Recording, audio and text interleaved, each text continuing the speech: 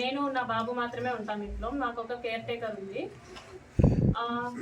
News పంపించమని ఒక 3-4 days అడిగారు బాగా. నేను పంపను అనేసరికి కొంచెం బెదిరించడం లాంటివి చేశారనమాట. ఓకే న్యూస్ పంపొద్దు, నేను నీతో మాట్లాడాలి, నన్ను పర్సన్గా మీట్ అవ్వు, ఇన్ పర్సన్లో మీట్ అవ్వు అని చెప్పేసి అన్నారు. ఎలా కుదురుతుంది సార్, నాకు అవ్వదు, నాకు మా బాబుతోనే ఉంటుంది రోజంతా, నాకు అవ్వదు అనేసి అన్నాను. ఒక 2 డేస్ బాగా బతిమలాడుకున్నట్టు అడిగారు అనమాట నన్ను. మీట్ అవ్వచ్చు కదా, ఈ టైంకి మీట్ అవ్వచ్చు కదా, నేను ఈ టైంకి ఫ్రీ అవుతాను అనేసి ఇలా అడగడం జరిగింది. నేను రిజెక్ట్ చేశా. ఆ తర్వాత కొంచెం ఆయన అధికారం చూపించడం లైక్ నేను రైల్వే కోడూరు ఎమ్మెల్యేని, నా కోడూరు ఇది ప్రస్తుతానికి, నువ్వు ఇక్కడే జాబ్ చేస్తున్నావు, నీ ట్రాన్స్ఫర్ కూడా నా చేతిలోనే ఉంటుంది, నీ ప్రమోషన్స్ కూడా నా చేతిలోనే ఉంటుంది అని ఈ టైప్ ఆఫ్ మాటలు మాట్లాడడం స్టార్ట్ చేశారనమాట. నాకు అర్థమైంది, సార్ మీరు ఎంత చెప్పినా సరే నేనైతే కలవడం జరగదు అనేసి నేను చెప్పాను.